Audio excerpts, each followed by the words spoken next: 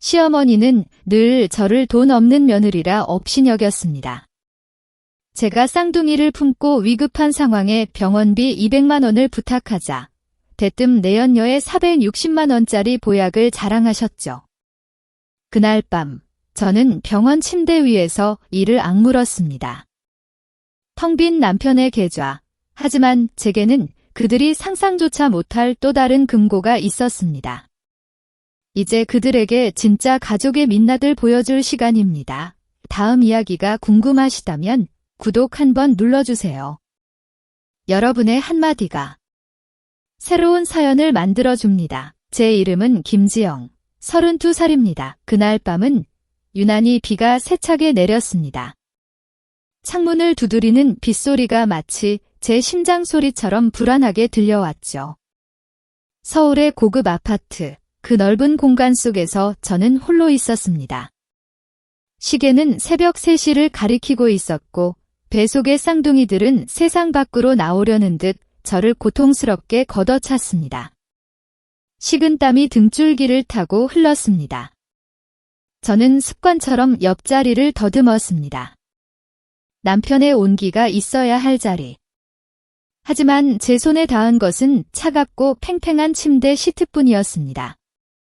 남편, 이준호 씨는 아직 돌아오지 않았습니다.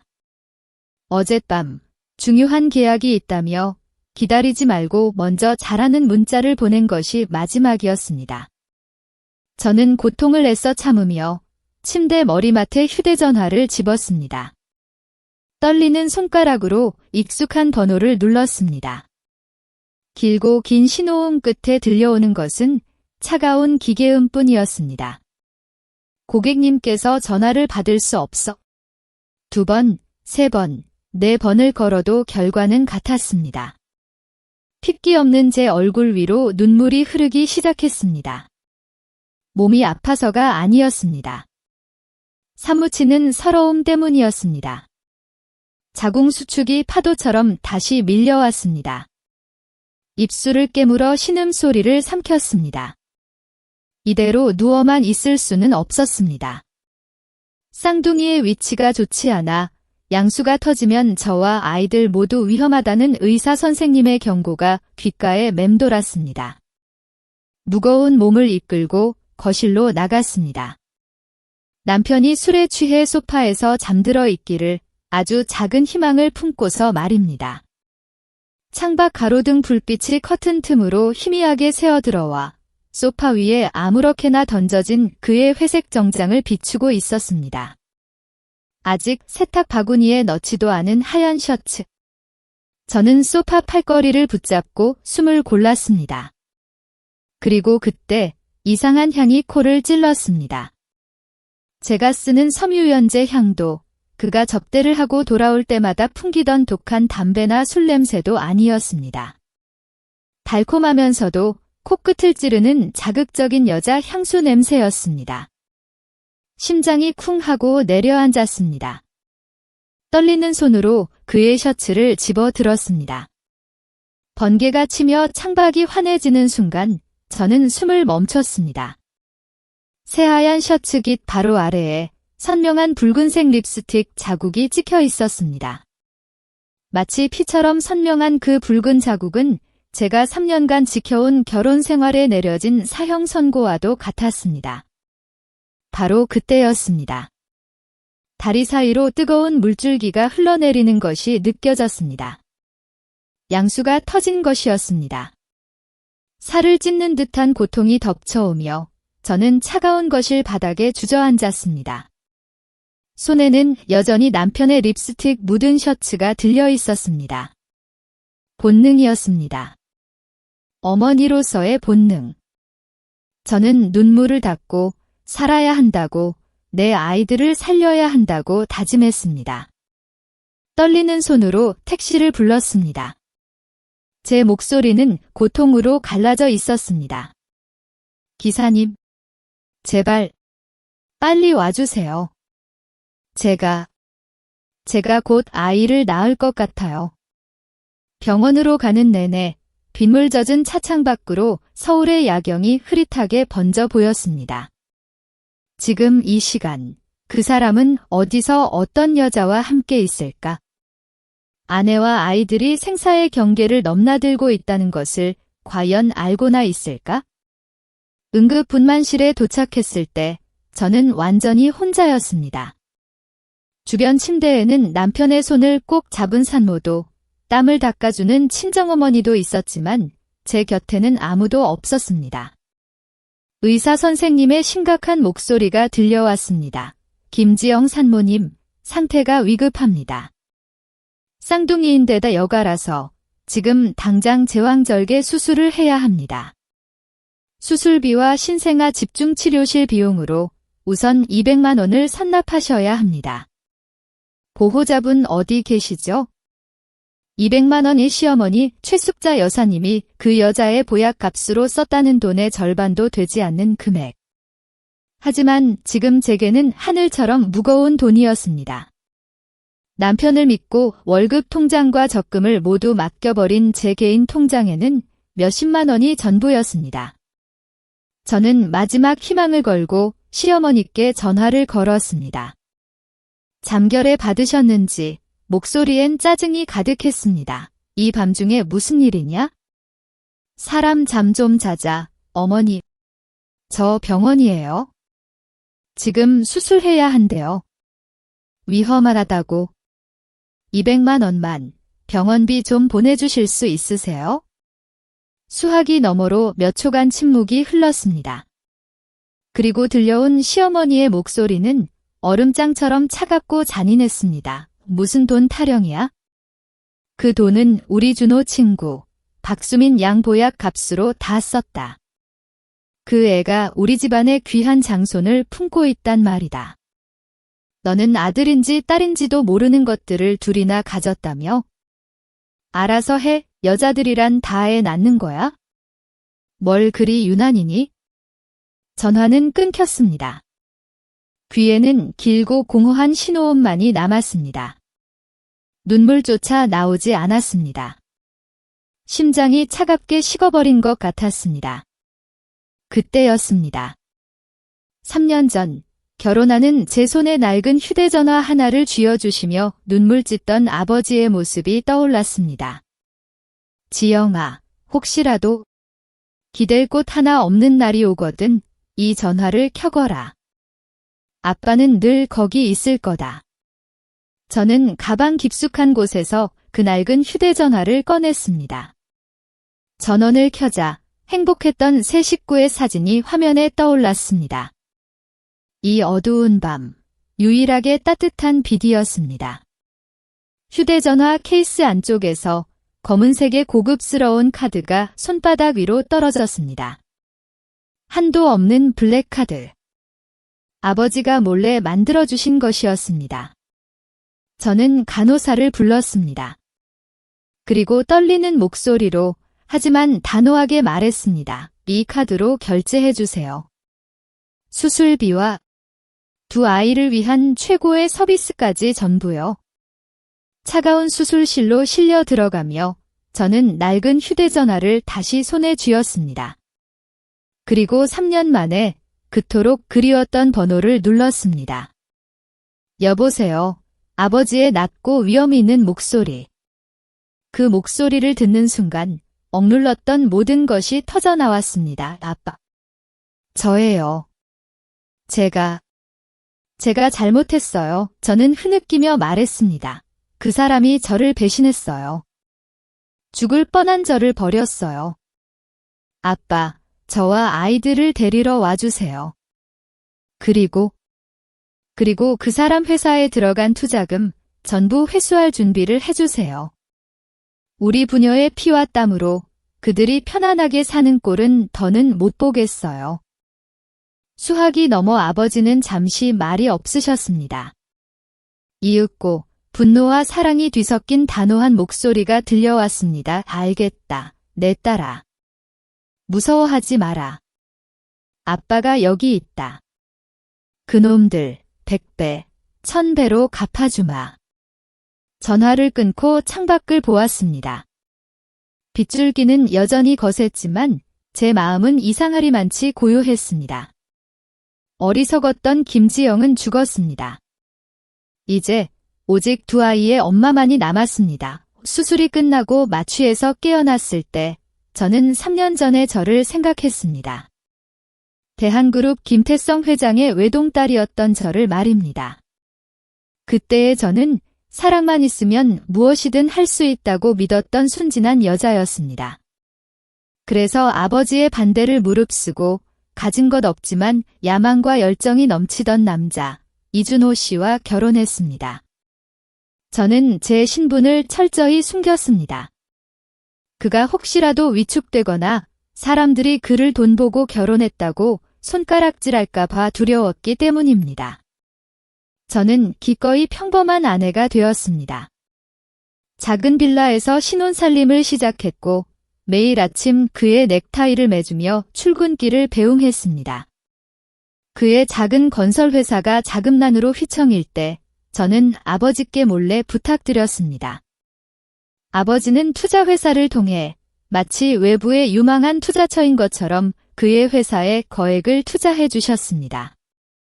물론 준호 씨는 그 돈이 제 아버지의 돈이라는 사실을 꿈에도 몰랐습니다. 그는 자신의 능력으로 큰 투자를 유치했다며 기뻐했고 저는 그의 기뻐하는 모습을 보는 것만으로도 행복했습니다. 하지만 모든 것이 조금씩 변하기 시작했습니다. 회사가 안정되자 그는 변했습니다. 저녁 식탁에서 함께 웃던 시간은 줄어들고 잦은 회식과 출장을 핑계로 외박하는 날이 늘어갔습니다. 그의 옷에서는 낯선 향수 냄새가 났고 그의 눈빛은 더 이상 저를 향해 따뜻하게 빛나지 않았습니다. 시어머니 최숙자 여사님의 구박은 날이 갈수록 심해졌습니다. 제가 유기농 식재료를 사오면 가난한 집 출신이 씀씀이만 헤퍼졌다고 핀잔을 주셨고 아이들을 위해 좋은 영양제를 사면 돈 아까운 줄 모른다며 혀를 차셨습니다. 그분 눈에 저는 아들을 잘 만나 팔자 고친 시골 출신 며느리일 뿐이었습니다. 저는 모든 것을 참았습니다. 언젠가는 알아주겠지? 우리 사이에 아이가 생기면 모든 것이 제자리로 돌아올 거라고 믿었습니다. 하지만 그 믿음은 오늘 밤 산산조각 나버렸습니다. 창밖으로 새벽 햇살이 비쳐들고 있었습니다. 병실은 고요했고 링거액이 떨어지는 소리만이 규칙적으로 들려왔습니다. 저는 제 옆에 놓인 두 개의 작은 아기 침대를 바라보았습니다. 세상 모르고 잠든 두 아이, 이민준과 이서연. 제 전부였습니다. 저는 더 이상 과거의 어리석은 김지영이 아니었습니다. 사랑이라는 이름으로 모든 것을 바쳤지만 돌아온 것은 배신과 냉대뿐이었습니다. 이제 저는 제 아이들을 지키기 위해 싸워야 했습니다. 차가운 이성과 아버지라는 든든한 배경을 가지고서 말입니다. 제가 정신을 차리고 얼마 지나지 않아 병실 문이 열렸습니다. 구겨진 셔츠 차림의 이준호 씨와 잔뜩 불만스러운 표정의 시어머니 최숙자 여사님이었습니다. 두 사람은 제게는 눈길 한 번 주지 않고 곧장 아기 침대로 향했습니다. 시어머니는 아들 이민준의 이름표를 확인하고는 얼굴에 화색이 돌았습니다. 아이고, 내 강아지. 우리 집안의 귀한 장손. 코며 임하며 어쩜 이렇게 준호를 쏙 빼닮았을까. 그러고는 옆에 누워있는 딸 이서연을 곁눈질하며 입을 삐죽였습니다. 계집애는 어째 저리 작고 볼품이 없어? 쯧쯧, 역시 딸은 낳아봤자 남 좋은 일만 시키는 거야? 그 말 한마디 한마디가 비수가 되어 제 가슴에 박혔습니다. 저는 아무 말 없이 그들을 지켜보았습니다. 눈물을 흘리지 않았습니다. 제 안에 무언가가 단단하게 굳어버린 것 같았습니다. 그때 병실 문이 다시 한번 열렸습니다. 새하얀 명품 원피스를 입은 여자 박수민이었습니다. 그녀는 마치 패션쇼에 온 모델처럼 우아하게 걸어와 제 침대 옆에 값비싼 제비집 선물 세트를 내려놓았습니다. 형님, 안녕하세요. 준호 씨한테 얘기 듣고 너무 걱정돼서 와봤어요. 쌍둥이 낳느라 힘드셨죠? 같은 여자로서 그 마음 다 알아요. 달콤한 목소리였지만 그 눈빛에는 숨길 수 없는 조롱과 승리감이 가득했습니다. 준호 씨는 그녀가 혹시라도 불편할까 안절부절 못하며 의자를 빼주었습니다.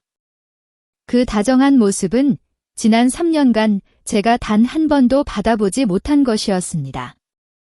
시어머니는 한술 더 떴습니다. 고리 수민이 몸도 무거운데 뭐 하러 왔어. 뱃속에 우리 집안 대들보가 있는데 조심해야지. 세 사람은 마치 한 가족처럼 서로를 챙겼고 저는 순식간에 이방인이 되었습니다. 그때 시어머니가 제게 다가와 속삭였습니다. 지영아, 너는 제왕절개해서 젖도 잘 안 나올 테니 우리 민준이는 수민이한테 맡기는 게 어떻겠니? 걔는 몸도 튼튼해서 젖도 잘 나올 거야. 우리 귀한 장손 튼튼하게 키워야지. 저는 제 귀를 의심했습니다. 제 아들을 남편의 내연녀에게 맡기라고요? 저는 조용히 준호 씨를 바라보았습니다. 그리고 천천히 그러나 또렷하게 입을 열었습니다. 여보, 어젯밤에 많이 바빴나 봐요. 혹시 여자 손님이 아프기라도 했어요? 그 460만 원짜리 보약이 필요한 그런 중요한 손님 말이에요. 순간 병실 안의 공기가 얼어붙었습니다. 준호 씨의 얼굴이 하얗게 질렸습니다. 무슨 소리를 하는 거야? 그가 더듬거리며 말했습니다. 저는 시선을 박수민에게로 돌렸습니다. 그녀 역시 당황한 기색이 역력했습니다. 저는 희미하게 미소를 지으며 말했습니다. 박수민 씨라고 했죠? 뱃속의 아이를 위해 좋은 것만 먹어야죠. 하지만 조심해야 할 거예요. 남의 돈으로 산 보약은 체하기 마련이거든요. 특히 그 돈이 은행비드로 겨우 버티고 있는 회사 돈이라면 더더욱요. 너 지금 무슨 말을 하는 거야? 준호 씨가 버럭 소리를 지르며 제게 다가왔습니다. 그가 손을 치켜드는 순간 옆 침대에 앉아있던 건장한 남자가 조용히 일어나 그의 팔을 막아섰습니다. 남자는 낮고 차분한 목소리로 말했습니다. 병원입니다.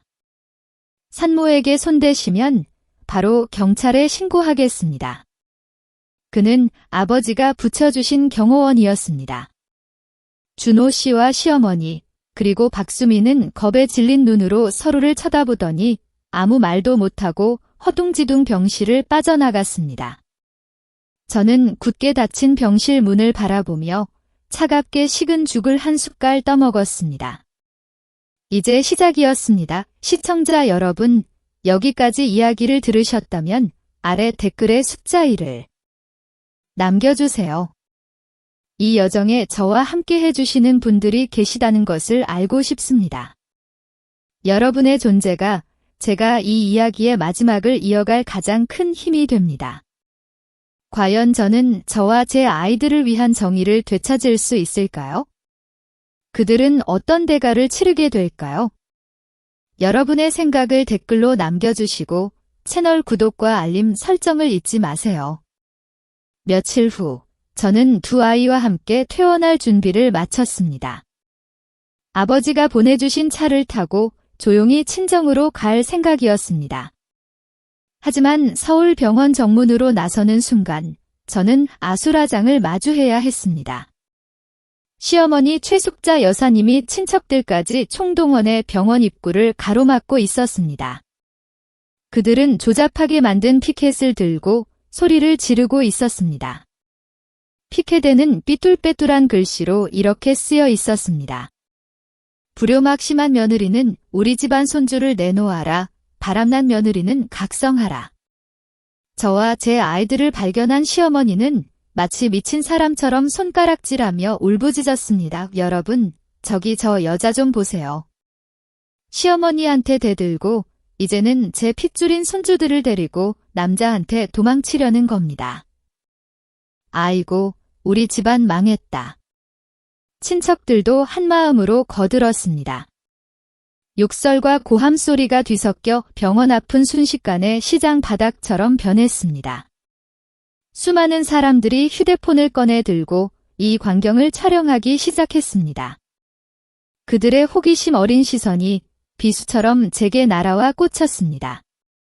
저는 딸 이서연을 품에 더 깊이 안았습니다.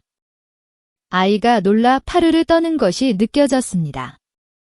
그 순간 제 안의 분노가 차갑게 끓어올랐습니다. 시어머니는 구경꾼이 많아지자 더욱 신이 난 듯 바닥에 주저앉아 뒹굴기 시작했습니다. 아이고, 며느리가 나를 때린다. 뼈가 부러졌다. 젊은 것들이 힘자랑하며 늙은이를 핍박한다. 친척 몇몇이 제게 달려들어 아들 이민준을 빼앗으려 했습니다. 아이는 놀라 자지러지게 울기 시작했습니다. 그 울음소리에 제 심장이 갈기갈기 찢기는 것 같았습니다. 저는 딸을 경호원에게 맡기고 두 팔을 벌려 아들을 보호했습니다. 맹금류로부터 새끼를 지키려는 어미 닭처럼 말입니다. 당신들, 내 아이에게서 손 떼. 이건 명백한 아동 유괴 시도예요. 당장 경찰에 신고하겠어. 제 눈빛이 얼마나 무서웠는지 달려들던 사람들이 순간 멈칫했습니다. 하지만 시어머니는 포기하지 않았습니다. 그녀는 벌떡 일어나 아직 아물지 않은 제 수술 부위를 향해 머리로 돌진했습니다. 저는 비명을 지르며 뒤로 휘청였습니다. 다행히 경호원이 저를 부축해주지 않았다면 그대로 넘어졌을 겁니다. 시어머니는 제가 넘어지지 않자 스스로 바닥에 나뒹굴며 입에 거품을 물기 시작했습니다. 아마도 미리 준비한 발포 비타민이었을 겁니다. 사람 살려. 며느리가 나를 죽이려 한다. 그 서툰 연기는 자초지종을 모르는 사람들에게는 꽤 효과적이었습니다. 주변에서 혀를 차는 소리가 들려왔습니다. 어쩌다 저런 독한 며느리를 들여서 노인네가 얼마나 억울하면 저럴까? 사방이 적으로 둘러싸인 기분이었습니다. 배는 찢어질 듯 아프고 억울함에 눈물이 쏟아졌습니다. 바로 그때 멀리서 경찰 사이렌 소리가 울려 퍼졌습니다. 바닥에서 신음하던 시어머니의 몸이 순간 굳었습니다. 사람들은 길을 터주었고 경찰차 2대가 우리 앞에 멈춰 섰습니다. 경찰관이 다가와 상황을 묻자 저는 아무 말도 하지 않았습니다. 대신 아버지가 미리 준비해 두신 택시 기사님께 눈짓을 보냈습니다. 기사님은 공손하게 경찰관에게 다가가 블랙박스가 연결된 휴대폰을 내밀었습니다. 경찰관님, 제가 여기서 손님을 기다리던 택시 기사입니다. 제 차 블랙박스에 처음부터 끝까지 모든 상황이 녹화되어 있습니다. 저 할머니 아무도 건드리지 않았는데 혼자 넘어지시더군요. 그 말 한마디에 시어머니와 친척들의 얼굴이 하얗게 질렸습니다. 화면 속에는 시어머니가 제게 달려들다 혼자 넘어지고 입에 무언가를 넣고 거품을 무는 장면이 선명하게 담겨 있었습니다. 경찰관의 표정이 굳어졌습니다. 어머님, 허위사실 유포 및 공공장소 소란 행위로 저희와 함께 서로 가주셔야겠습니다. 경찰서에 가야 한다는 말에 시어머니는 다리에 힘이 풀린 듯 주저앉았습니다. 친척들은 썰물처럼 흩어져 버렸습니다. 저는 경찰차에 실려가는 시어머니의 뒷모습을 보며 아버지가 보내주신 검은색 세단에 올랐습니다. 차창 밖으로 저를 향한 사람들의 수군거림과 과거의 상처들을 모두 남겨두고서 말입니다. 그날 밤 낯선 번호로 전화가 걸려왔습니다. 이준호 씨였습니다. 그의 목소리는 다급하고 분노에 차 있었습니다. 김지영, 당신 지금 어디야? 대체 무슨 짓을 한 거야? 어머니가 경찰서에 잡혀가셨잖아. 당신 때문에 우리 엄마 쓰러지시면 가만 안 둘 줄 알아. 여전히 그는 저와 아이들의 안부는 묻지 않았습니다. 저는 뜨거운 차를 한 모금 마시며 차분하게 대답했습니다. 이준호 씨, 당신이 잘못 알았네요. 내가 당신 어머니께 무슨 짓을 한 게 아니라 당신 어머니가 법을 어겨서 잡혀가신 거예요. 허위사실 유포, 공공질서 문란, 형량이 가볍지 않다고 하던데요. 제 단호한 태도에 그는 당황한 듯 목소리가 누그러졌습니다. 지영아, 제발.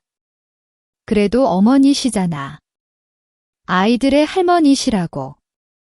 차가운 유치장에 늙은 분을 혼자 둘 수는 없잖아. 고소 취하해줘. 내가 어머니께 다시는 너를 괴롭히지 않겠다고 약속받을게. 배신자의 약속이라. 저는 속으로 쓴웃음을 지었습니다. 좋아요. 고소 취하해줄게요. 하지만 조건이 있어요. 무슨 조건이든 다 들어줄게. 그는 덥석 미끼를 물었습니다.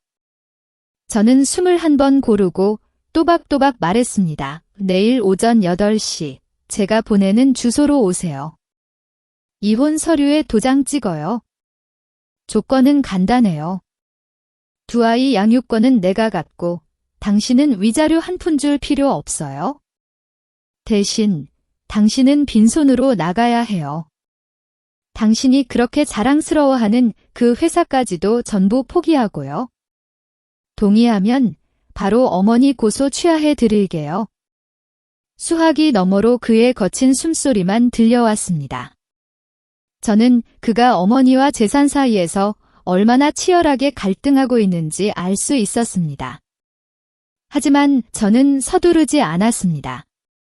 마침내 그가 이를 갈며 말했습니다. 좋아. 그렇게 하지? 당신 정말 대단한 여자야. 약속은 지켜.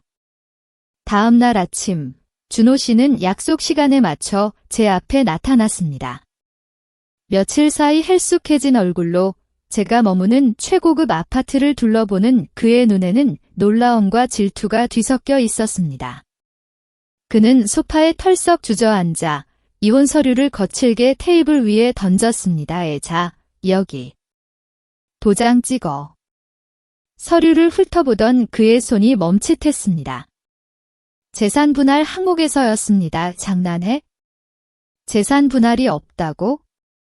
이 회사는 내 피땀으로 일군 내 회사야. 당신이 뭔데 이걸 다 가져가?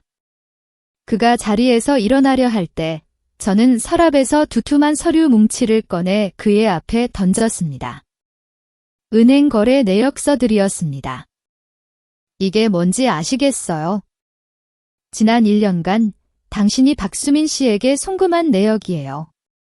차, 집, 보석, 생활비. 합쳐서 수억 원은 되겠네요. 부부 공동 재산을 내연녀에게 빼돌리는 것, 재산 은닉이라고 하죠. 법적으로 어떤 처벌을 받는지 잘 아실 텐데요. 그의 얼굴이 잿빛으로 변했습니다. 손이 사시나무처럼 떨렸습니다.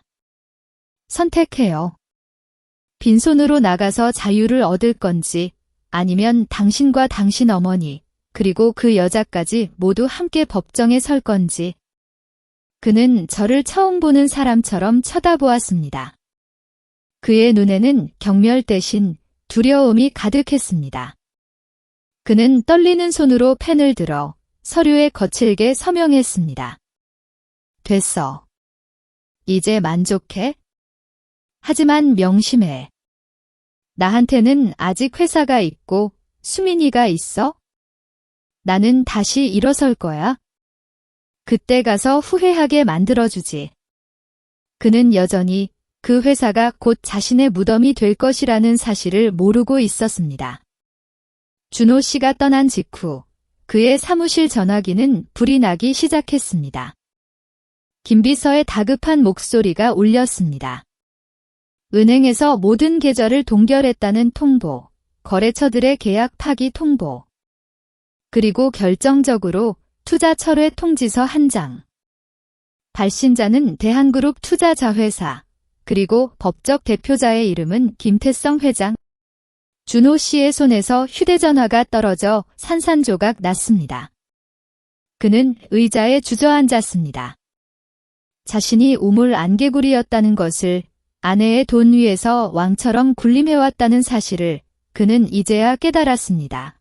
이준호 씨의 회사가 순식간에 무너졌다는 소식은 그날 밤 제게 전해졌습니다.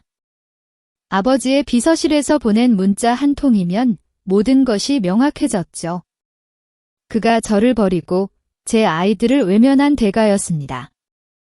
준호 씨는 모든 것을 잃고 나서야 박수민에게 달려갔다고 합니다. 그녀가 자신에게 유일한 안식처이자 진정한 사랑이라고 믿었을 테지요. 그리고 자신이 주었던 값비싼 선물들이 절망적인 상황에서 마지막 희망이 될 거라고 생각했을 겁니다. 하지만 박수민은 차가웠습니다. 준호 씨가 자신의 고급 아파트 문을 두드리며 울부짖었지만 그녀는 문조차 열어주지 않았습니다. 경호원이 보내온 영상 속에서 그녀는 겨우 문틈으로 얼굴을 내밀어 남편을 경멸하는 눈으로 쳐다보더군요. 오빠, 미쳤어. 오빠가 나한테 준 차, 그거 내 명의야. 이제 와서 팔라고? 오빠가 망한 건 오빠 사정이지, 나랑 무슨 상관이야? 날 돈 보고 만난 거 아니냐고? 오빠도 참, 꿈에서 깨어나. 나는 오빠 돈을 사랑했지, 오빠를 사랑한 게 아니거든. 준호 씨는 믿을 수 없다는 듯 그 자리에 얼어붙었습니다. 그는 소리를 지르며 박수민의 아파트로 쳐들어갔다고 합니다. 하지만 그곳은 텅 비어 있었습니다. 값비싼 그림들은 사라졌고 옷장도 텅텅 비어 있었죠. 침실 금고마저 활짝 열린 채 비어 있었다고 합니다.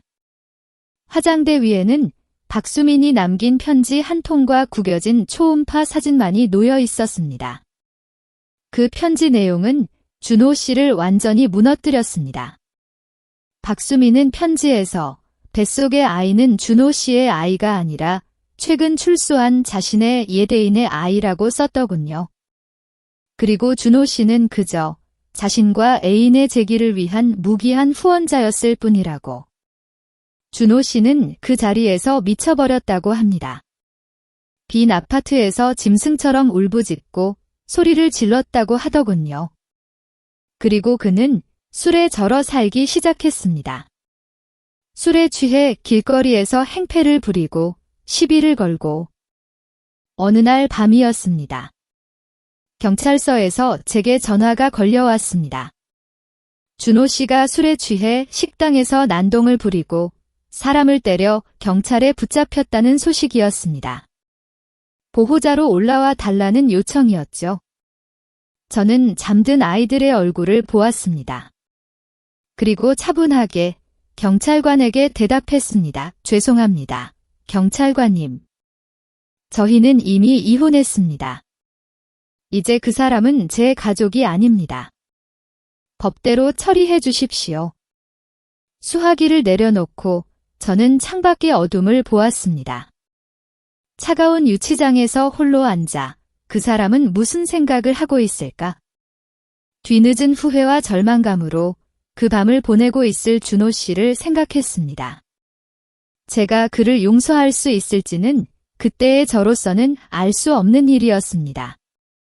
그저 그의 몰락이 너무도 처절하다는 생각만 들었습니다. 이 며칠 후 집으로 돌아왔을 때였습니다. 문 앞에 초라한 모습의 최숙자 여사님이 앉아 있었습니다. 흐트러진 머리칼, 구겨진 옷차림. 며칠 만에 10년은 더 늙어버린 듯한 모습이었습니다. 경찰서에서 풀려나셨다는 소식은 들었지만 이런 모습으로 제 앞에 나타날 줄은 몰랐습니다. 제가 엘리베이터에서 내리자 시어머니는 기다렸다는 듯 비틀거리며 일어섰습니다. 그리고 제 앞에 무릎을 꿇었습니다. 제가 살고 있는 이 고급 아파트 복도에서 거만하고 위세등등했던 옛 모습은 온데간데 없었습니다. 지영. 아가.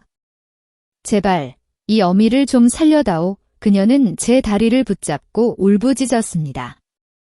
그 비통한 울음소리가 조용한 복도에 메아리 쳤습니다. 준호가 잡혀갔단다. 모든 것을 잃었어. 이제 그 애는 죽을 길밖에 없단다. 제발 우리 준호를 살려줘. 저는 한 걸음 뒤로 물러섰습니다. 그녀의 손길이 닿는 것을 피했습니다.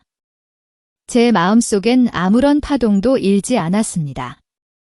무릎 꿇은 이 여인을 보며 저는 과거에 그녀가 제게 했던 수많은 모욕들을 떠올렸습니다. 460만 원짜리 제비집을 박수민에게 사주면서 제게는 200만 원의 병원비조차 아까워하던 모습. 제 아이들을 천대하고 준호 씨를 부추겨 저를 버리려 했던 모습. 제 아내 연미는 그 기억들 속에서 이미 오래전에 죽어버렸습니다. 어머님, 일어나세요. 그러지 마세요. 불쌍하게 보이고 싶지 않으시다면요. 저는 이준호 씨와 이미 이혼했습니다. 서류상으로도 깨끗하게 정리되었고요. 그 사람 일은 어머님께서 직접 알아서 하셔야 할 일입니다. 저에게 이러시는 이유를 모르겠네요. 시어머니는 바닥에 머리를 찌으며 울었습니다. 내가 잘못했다. 내가 어리석었어. 탐욕에 눈이 멀어 너의 귀함을 몰랐다. 용서해다오. 우리 손주들에게도 미안하다. 하지만 준호는 어리석었다. 그 여우 같은 계집에게 속아서 이렇게 된 거야? 제발 너라도 그 애를 한 번만 살려줘. 너희 집안에 힘이 있다는 것 안다. 한마디만 해주면 그 애를 풀어줄 수 있지 않니? 내가 내 종이 되어서라도 은혜를 갚겠다. 과거의 권세는 온데간데 없이 한 마리 벌레처럼 비참하게 매달리는 그녀를 보며 저는 삶의 덧없음을 깨달았습니다. 권력과 돈은 한 사람을 잔인하게 만들 수도 있지만 그것을 잃었을 때 그들의 가장 나약한 본성을 드러내기도 합니다. 저는 한숨을 쉬었습니다. 동정심 때문이 아니라 이 지긋지긋한 인연을 끝내고 싶었기 때문입니다. 저는 몸을 굽혀 그녀의 손을 제 다리에서 떼어냈습니다. 제 목소리는 낮고 차분했지만 단호했습니다. 이준호 씨의 인생은 그 스스로가 망가뜨린 겁니다. 제가 어떻게 할 수는 없어요. 하지만 그가 이혼 서류에 순순히 서명해준 덕분에 저와 아이들이 자유로워졌으니 박 변호사님께 부탁해서 형량을 좀 줄여달라고 하겠습니다. 빨리 세상 밖으로 나올 수 있도록요. 시어머니는 고개를 들었습니다. 눈물이 범벅된 얼굴로 연신 고개를 끄덕이며 감사하다고 했습니다. 이것이 제가 베풀 수 있는 마지막 자비라는 것을 그녀도 알고 있었을 겁니다. 어머님, 이제 가세요.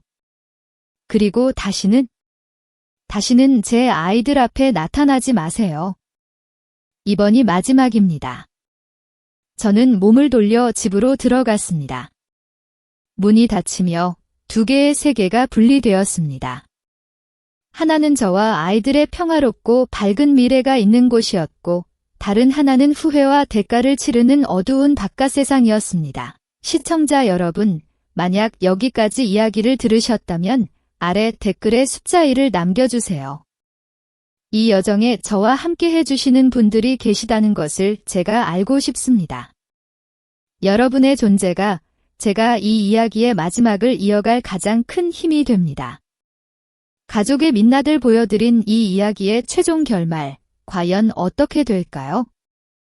여러분의 댓글을 기다리며 다음 이야기를 함께 들어주세요. 그로부터 얼마 후 서울 가정법원에서 이혼 및 관련 소송에 대한 재판이 열렸습니다. 법정은 엄숙한 분위기 속에 제 인생의 새로운 장을 여는 순간이었습니다. 저는 단정한 검은색 정장 차림으로 박 변호사님과 함께 법정에 들어섰습니다. 제 얼굴에는 차분함과 단호함이 감돌았습니다. 법정 반대편 피고인석에는 이준호 씨가 앉아 있었습니다. 며칠 전 경찰서에서 들었던 그의 모습 그대로였습니다. 수척한 얼굴, 듬성듬성 희끗해진 머리카락, 깊이 팬 눈동자에는 피로와 절망이 가득했습니다. 시어머니 최숙자 여사님도 방청석 맨 뒷줄에 앉아 있었습니다. 낡은 옷소매를 만지작거리며 고개조차 들지 못하는 모습이었습니다. 한때 그렇게 거만했던 그녀의 모습은 온데간데없고 죄인의 모습으로 판결을 기다리고 있었습니다. 재판은 제가 생각했던 것보다 훨씬 빠르게 진행되었습니다. 모든 증거는 너무나 명확했고 준호 씨는 더 이상 저항할 의지조차 없어 보였습니다. 판사님의 나지막한 목소리로 준호 씨의 혼인 중 부당한 행위, 내연녀를 위한 공동재산 탕진, 그리고 제가 위기에 처했을 때 저와 아이들을 방치했던 사실이 읽혀 내려갔습니다. 법정은 침묵에 잠겼고 고소 내용 한마디 한마디가 그의 명예를 묻는 관에 박히는 못소리처럼 들렸습니다. 준호 씨는 돌처럼 굳은 채 앉아 있었습니다. 두 손은 하얗게 질리도록 깍지 낀 채 이따금 볼을 타고 흐르는 눈물을 닦아냈습니다. 아마도 그때서야 그는 자신의 배신에 대한 대가가 얼마나 혹독한지 깨달았을 겁니다. 양육권과 재산 분할에 대한 신문 차례가 되자 준호 씨는 자리에서 일어섰습니다. 그의 목소리는 갈라지고 떨렸지만 법정의 고요함 속에서 또렷하게 울렸습니다. 재판장님, 저는 김지영 씨의 모든 요구에 동의합니다. 제가 잘못했습니다. 남편으로서, 아버지로서 자격이 없습니다. 두 아이의 양육권을 김지영 씨에게 넘겨주고 빈손으로 떠나겠습니다. 제 죄를 조금이나마 속죄하고 싶습니다. 방청석에 앉아있던 시어머니는 아들의 말에 얼굴을 감싸고 흐느꼈습니다. 뒤늦은 후회였지만 이미 때는 늦었습니다.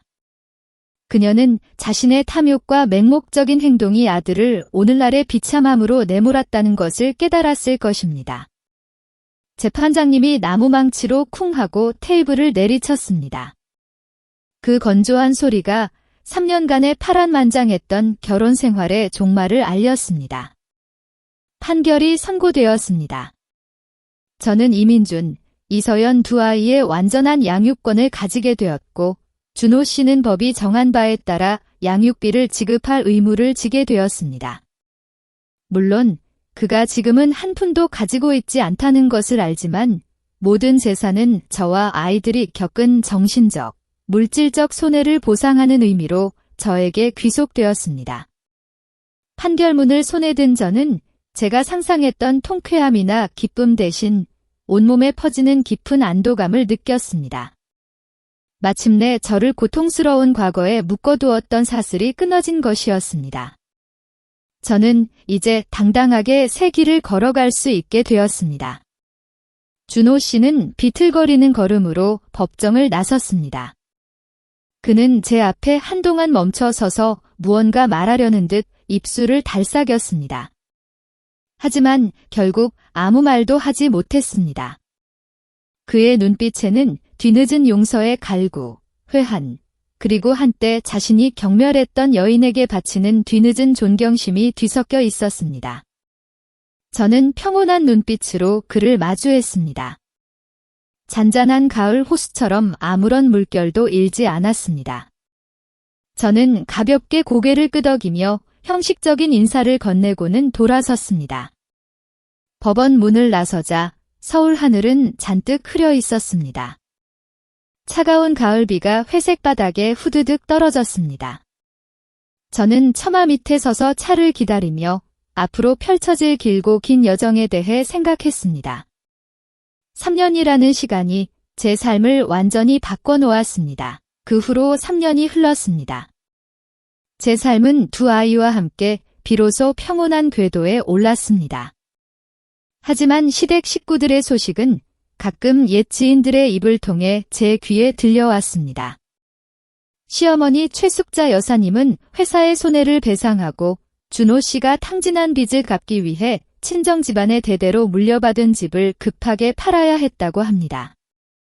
그토록 자랑스러워하던 그 집을 헐값에 넘겨야 했다고 하더군요. 그 돈으로는 겨우 빚을 갚을 정도였다고 합니다. 그녀는 준호 씨와 함께 서울의 한쪽 방촌으로 이사 갔다고 했습니다. 해가 들지 않는 15제곱미터 남짓한 낡은 방에서 냄새나고 퀴퀴한 삶을 살고 있다고 했습니다. 한때 가난한 사람들을 멸시하던 그녀는 이제 매일같이 파지를 주우러 다니며 끼니를 때우는 신세가 되었습니다. 주변 이웃들은 그녀의 사정을 알고는 만나는 족족 수군거렸다고 합니다. 쯧쯧, 저 늙은 탐욕스러운 여편네. 며느리 내쫓고 여우 같은 년을 들이다니 인과응보지 뭐야. 그 비수 같은 말들은 이미 너덜너덜해진 그녀의 자존심을 더 깊이 찌르는 칼날 같았을 겁니다. 그녀는 고개를 숙인 채 말없이 걸어갈 수밖에 없었다고 합니다. 이준호 씨는 제 박 변호사님의 도움으로 형량이 감경되어 집행유예로 풀려났습니다. 하지만 그는 더 이상 과거의 그가 아니었습니다. 전과 기록 때문에 어느 회사에서도 그를 사무직으로 받아주지 않았습니다. 그는 새벽부터 서울의 도매시장에서 막노동을 하며 짐을 나르는 일을 시작했다고 합니다. 과거에는 꿈도 꾸지 못했을 가장 고되고 힘든 육체노동 말입니다. 한때 깔끔했던 그의 손은 이제 굳은 살이 박히고 거칠어졌고 얼굴은 햇볕에 검게 그을려 있었습니다. 매일 밤 곰팡이 냄새 나는 쪽방에 돌아와 늙은 어머니의 헛기침 소리를 들으며 그는 술에 취해 흐느꼈다고 합니다. 아무리 많은 눈물을 흘려도 과거의 실수는 씻어낼 수 없다는 것을 그는 이제야 알았을 겁니다. 박수민이라는 그 여자는 준호 씨에게서 뜯어낸 돈을 가지고 예대인과 함께 해외로 도피하려다 국경에서 붙잡혔다는 소식이 들려왔습니다. 그녀는 준호 씨뿐만 아니라 더 큰 규모의 사기 및 불법 거래 조직에 연루되어 있었다고 합니다. 수갑이 채워진 채 끌려가는 그녀의 모습은 한때 화려했던 모습과 대비되어 더욱 비참했습니다. 준호 씨는 시장 한 구석에서 빵을 먹다가 신문 일면에 실린 박수민의 기사를 보았다고 합니다. 경찰에 압송되는 그녀의 사진을 보며 그의 입가에는 쓰디쓴 미소가 번졌다고 하더군요. 자신이 그토록 숭배하고 저와 아이들을 버리게 만들었던 그 여자가 실상은 가면을 쓴 악마였다는 것을 그는 이제야 알게 된 것입니다. 이 모든 소식들을 들으면서 저는 통쾌함 같은 것을 느끼지 않았습니다. 그저 평온했습니다. 그들은 각자의 양심과 법의 심판을 받았고 그것이 모두에게 가장 공정한 결말이라고 생각했습니다. 제 사무실에서 저는 은행 앱을 열어 통장 거래 내역을 살펴보았습니다. 매월 15일 꼬박꼬박 10만 원씩 입금되는 기록이 있었습니다. 이준호, 이민준, 이서연 생일 축하. 지금의 저에게 10만 원은 한 끼 식사 값에 불과하지만 그때의 준호 씨에게는 어마어마한 돈이었을 겁니다. 1만 5천 원짜리 싸구려 백반으로 끼니를 때우고 밤새도록 자동차 밑에 들어가 일하며 버는 피땀 어린 돈이었겠지요. 저는 그 돈들을 두 아이의 통장에 고스란히 모아두었습니다. 아버지로서의 마지막 책임이자 뒤늦은 후회일 테니까요. 창밖을 보았습니다. 노을이 지며 서울 하늘을 붉게 물들이고 있었습니다. 과연 그는 저녁밥을 먹으며 제가 끓여주던 따뜻한 찌개와 웃음꽃 피던 식탁을 떠올릴까? 땀을 닦으며 제가 내밀던 시원한 오렌지 주스를 기억할까? 사람은 자신이 가진 것을 잃고 나서야 비로소 그 소중함을 깨닫는다고 하던데. 준호 씨는 지금 그 가장 쓰디쓴 교훈을 배우고 있는 중일 겁니다. 저는 서류철을 덮고 함께 일하던 김비서에게 말했습니다. 고맙네. 이제 알겠어. 다음에 그를 만나더라도 아무렇지 않은 듯 대해주게. 그게 우리가 그에게 줄 수 있는 마지막 존중일 테니. 김비서는 고개를 끄덕이고 방을 나섰습니다. 넓은 사무실에 홀로 남은 저는 준호 씨에 대한 미움이 모두 사라졌음을 느꼈습니다. 세월과 함께 증오도 흩어졌고 남은 것은 인간 삶의 덧없음에 대한 작은 연민뿐이었습니다. 오늘은 제가 이혼 서류를 손에 쥐고 제 인생의 새로운 탄생을 맞이한 지 정확히 3년이 되는 날이었습니다. 아침 일찍 회사에 출근했습니다. 여느 때처럼 분주한 분위기 속에서도 제 마음은 묘하게 들떠 있었습니다. 사무실 문을 열자 은은하고 따뜻한 꽃향기가 저를 감쌌습니다. 제 책상 위 두 아이와 함께 환하게 웃는 사진 액자 옆에는 노란 해바라기가 가득 꽂힌 꽃병이 놓여 있었습니다. 커다란 꽃송이들은 햇살을 한껏 받으려는 듯 당당하게 고개를 들고 있었습니다. 저는 접수 담당 직원에게 물었습니다. 누가 꽃을 보냈어요? 카드라도 있었나요? 직원은 활짝 웃으며 고개를 저었습니다. 카드 없었어요. 대표님. 새벽에 어떤 배달원 분이 가져다 주셨는데 김지영 대표님께 드리라고만 하셨어요. 대표님이 해바라기를 좋아하시는 것 같아서 제가 예쁜 꽃병에 꽂아두었어요. 저는 꽃병으로 다가가 부드러운 노란 꽃잎을 만졌습니다. 해바라기. 항상 태양을 향하는 꽃, 희망과 굳건한 믿음을 상징하는 꽃, 옛날 연애 시절 준호 씨는 제가 해바라기처럼 환하게 웃는다며 해바라기 밭을 만들어주겠다고 약속했었습니다. 하지만 그 약속은 그의 배신과 함께 오래전에 잊혀버렸죠. 저는 창밖, 분주한 거리로 시선을 돌렸습니다. 문득 저 멀리 건물 건너편 버즘나무 아래에 낡은 작업복을 입고 헬멧을 쓴 한 남자가 서 있는 것이 보였습니다. 그는 낡은 오토바이에 앉아 제가 있는 고층 사무실을 올려다보고 있었습니다. 비록 먼 거리였고 복잡한 길거리 풍경에 가려져 있었지만 제 마음은 그 익숙한 뒷모습을 단번에 알아보았습니다. 이준호 씨였습니다. 그는 이전보다 훨씬 말랐고 햇볕에 그을린 피부, 생계를 짊어진 듯 축 처진 어깨는 그를 더욱 초라하게 만들었습니다. 그는 마치 자신이 부수었던 신전 앞에 선 순례자처럼 감히 발걸음을 들여놓지 못하고 멀리서만 바라보고 있었습니다. 아마도 제가 꽃을 받았는지 마음에 들어 하는지 궁금했을 겁니다. 아니면 그저 제가 잘 살고 있다는 것을 확인하고 싶었을지도 모릅니다. 그 순간 시간은 멈춘 듯 했습니다. 제 안에는 더 이상 분노도 미움도 없었습니다. 그저 형언할 수 없는 묘한 감정만이 남아 있었습니다. 몇 분 동안을 그렇게 서 있다가 준호 씨는 시동을 걸었습니다. 낡은 오토바이는 뿌연 흰 연기를 내뿜으며 바쁜 인파 속으로 사라졌습니다. 그는 뒤돌아보지 않았습니다. 그 쓸쓸한 뒷모습은 제 마음에 깊이 각인되었습니다. 저는 책상 위에 해바라기를 보며 희미하게 미소 지었습니다. 이 꽃은 돌아와 달라는 메시지가 아니었습니다. 준호 씨는 이미 엎질러진 물은 주워 담을 수 없다는 것을 충분히 알고 있을 만큼의 자존심은 가지고 있었을 테니까요. 이것은 조용한 사과이자 한때 저를 깊이 상처 입혔던 사람으로부터 오는 진심 어린 축복이었을 겁니다. 저는 휴대폰을 꺼내 환한 햇살 아래 해바라기 사진을 찍었습니다. 소셜미디어에 올리지 않고 개인 앨범에 저장해 두었습니다. 고마워요. 잘 받았어요. 나는 이 해바라기처럼 활짝 피어날 거예요. 당신에게 증명하기 위함이 아니라 오직 나 자신을 위해서. 과거는 다퉜지만 용서는 우리 모두의 영혼을 위한 출구를 열어주었습니다.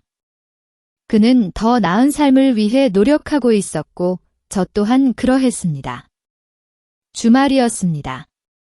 서울의 가을 하늘은 수묵화처럼 아름다웠습니다.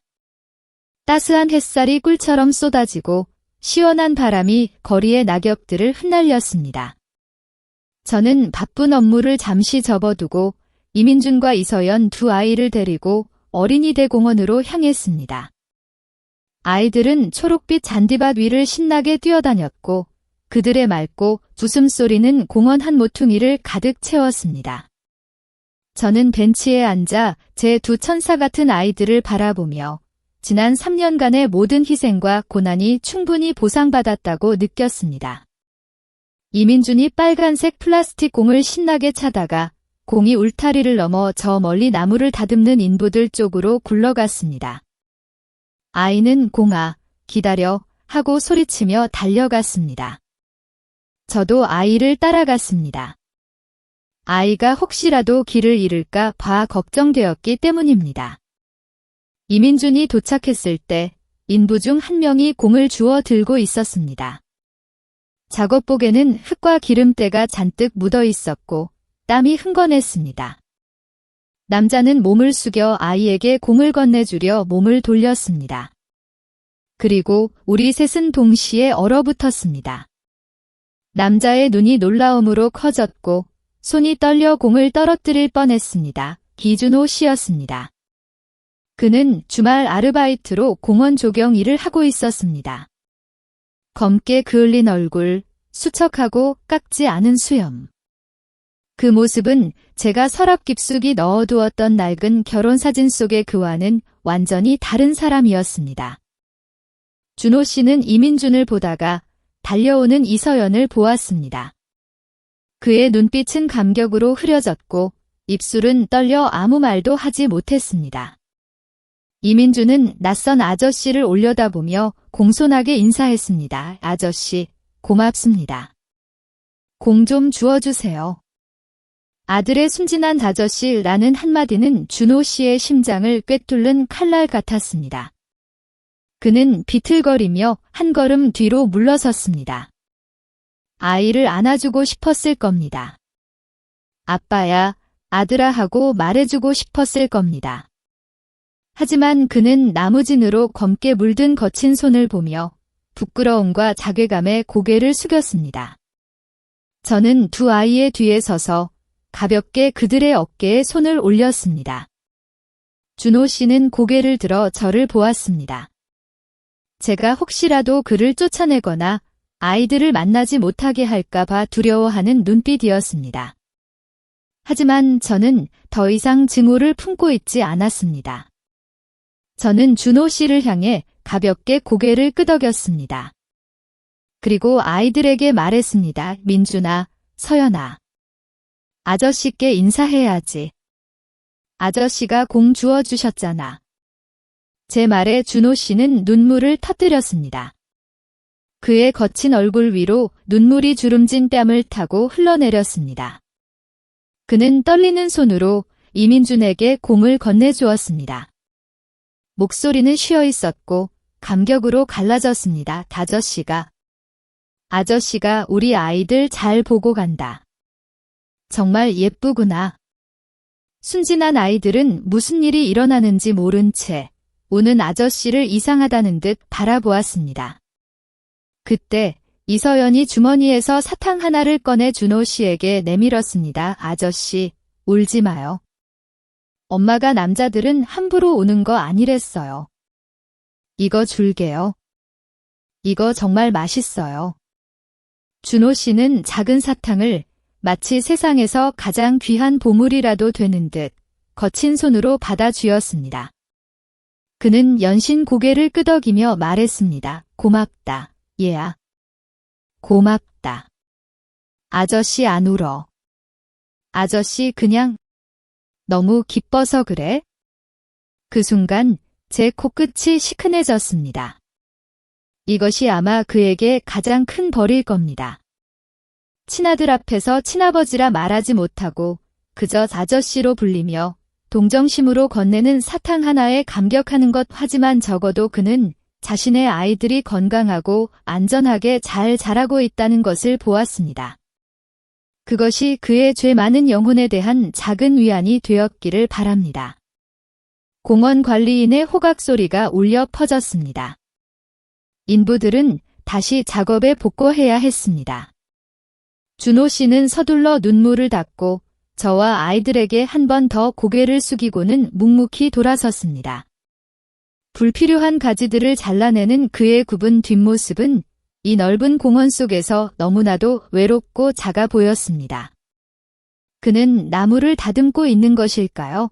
아니면 자신의 영혼 속에 썩어버린 가지들을 잘라내며 새로운 싹이 돋아나기를 바라고 있는 것일까요?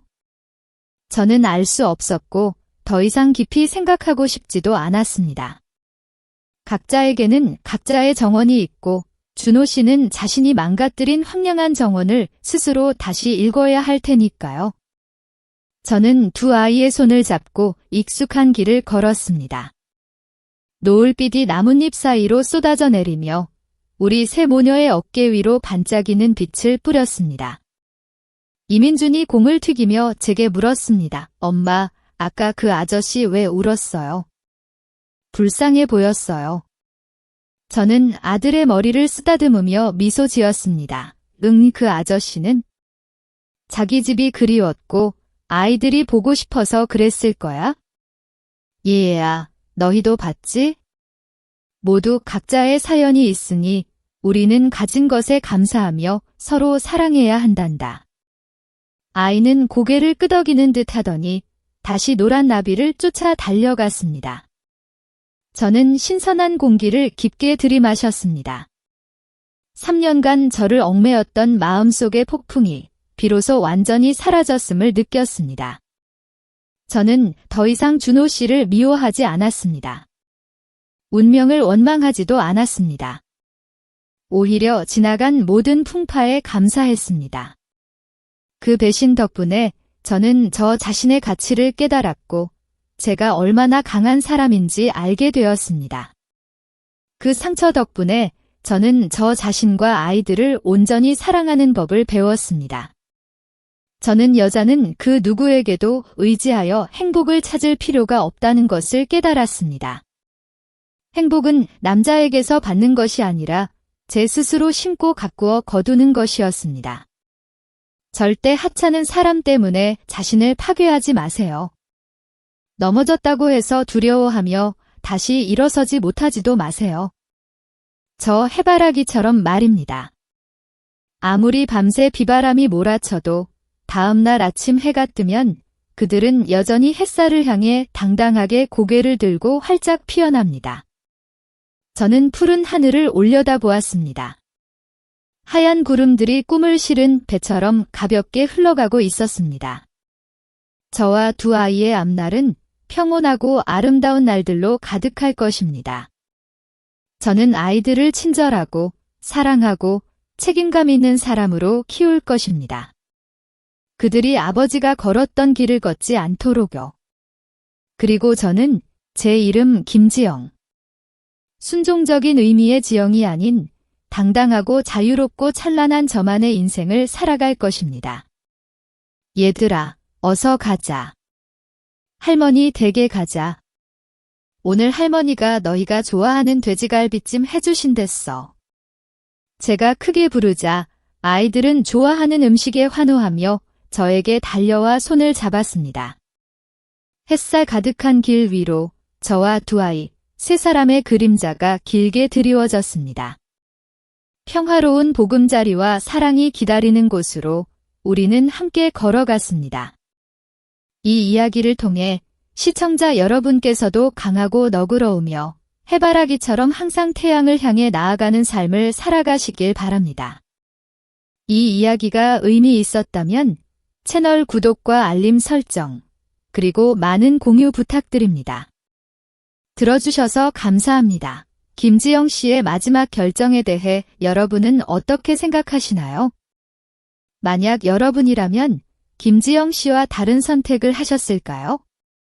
여러분의 소중한 생각을 댓글로 나눠주세요.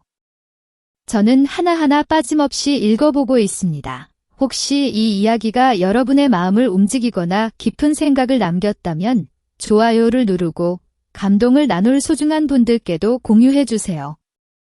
그리고 다음 이야기들을 놓치지 않기 위해 가족의 민낯 채널 구독도 잊지 마세요. 다음 이야기에서 다시 만나요. 어쩌면 다음번에는 바로 여러분의 이야기가 될지도 모릅니다.